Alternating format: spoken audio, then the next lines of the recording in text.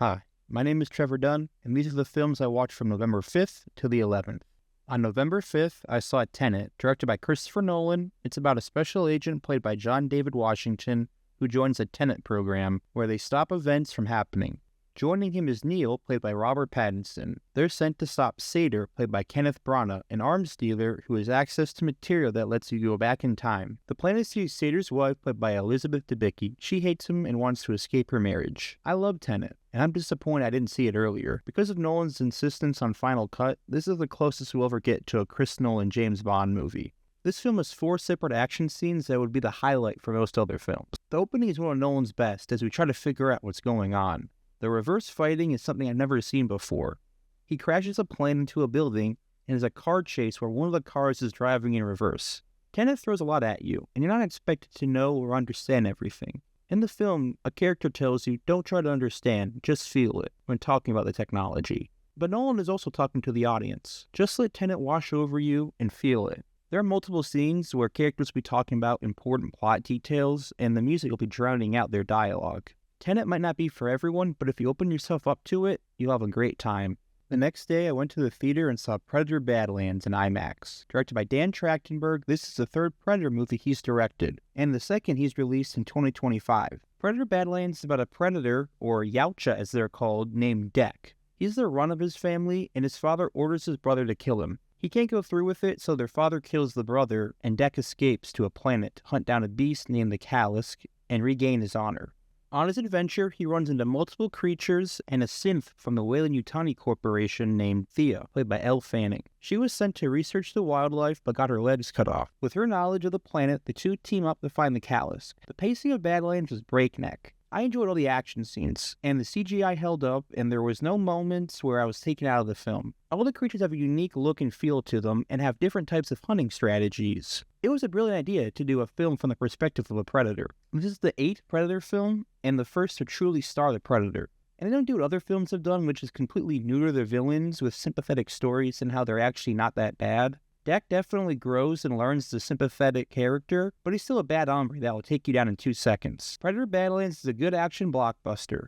Go see it in IMAX. On November 7th, I watched Snatch, directed by Guy Ritchie. It's a crime film with many interconnected points. What brings them together is a stolen diamond. Turkish, played by Jason Statham, and Tommy, played by Stephen Graham, are boxing promoters. They're looking to buy a caravan from some pikeys and get scammed, so their boxer, Gorgeous George, challenges the pikey leader, Mickey, played by Brad Pitt. Mickey knocks him out in one punch, so he becomes their new fighter. But they have to watch out for a maniacal gangster named Bricktop, played by Alan Ford, who runs all the gambling for the fights. I'm only scratching the surface of the plot. It has so many characters. Probably my favorite is Avi, played by Dennis Farina.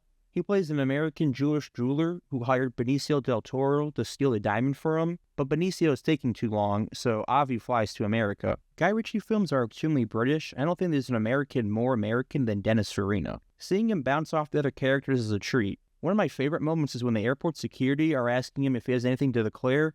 Yeah, don't go to England. Snatch is a great crime film that's available on Netflix. On November 8th, I watched Frankenstein, directed by Guillermo del Toro. We all know the story. A man named Victor Frankenstein, this time played by Oscar Isaac, wants to control death. So he begins his experiments, working tirelessly until one night there's a huge storm. Lightning strikes, and Victor creates life. Jacob Elordi plays the monster. He is much more sympathetic than other interpretations, but Victor can only get him to say his name. After a few months, he gives up and burns his place to the ground with the monster inside. Frankenstein comes back to seek revenge on his master as the two battle in the Arctic. I thought this was pretty average. For some reason, the film is 2.5 hours long. The first hour is painfully slow. It's all about Frankenstein's life and how he became like this. He has a father who was mean to him, played by Charles Dance, who is on casting director's speed dial when they need a bad dad. He falls in love with his brother's fiancée, played by Mia Goth, who also played his mother in flashbacks, as well as Christoph Waltz, who is an arms dealer funding Frankenstein's work. None of these plots work for me. The whole Oedipus complex is half-baked at best. It takes an hour to see the monster, besides the beginning where we start in medias res as Frankenstein is taken aboard, and we see some sailors fight the monster. So the first hour and a half is Frankenstein's story, ending after he burns the place. Then we get to the monster's perspective, which is the best part of the film. Seeing the monster interact with the outside world was beautiful. He interacts with his family, helping them out where he can, until things go bad. Guillermo del Toro has a passion for Frankenstein, and he has been making films with an allegory for Frankenstein for years. like Shape of Water and Pinocchio. He loves exploring monsters and humanizing them, and I feel like he did a better job at telling the Frankenstein story in those films. There's one point where Frankenstein's brother said to him, "No, Victor, you're the real monster," and I just let out a massive groan. If you're a huge Del Toro fan, maybe watch it on Netflix, but I would give it a skip and just watch the Elordi scenes. The fact that people think that Frankenstein is in the Oscar race is just baffling to me. The next day, I watched The Running Man. I wanted to watch it before I saw the new one with Glenn Powell. It's the future of 2017, and everything has gone to hell. The only thing that keeps people in check is a game called The Running Man. Arnold Schwarzenegger plays Ben Richards, a cop who is ordered to kill unarmed civilians protesting. He refuses and is arrested, and they frame him for the murder of the civilians. Ben gets sent to prison, and they send him to The Running Man, a game show where prisoners get chased by stalkers, hulking gladiators who hunt them down for sport. Running the game is Damon Killian, played by Richard Dawson, an evil game show host that will do anything to be #1 on the ratings. I enjoyed Running Man. It was pure 80s cheese. Arnold plays fast and loose with the catchphrases. Here are some of my favorites. Give you a lift? Killian, I'll be back. Only in a rerun.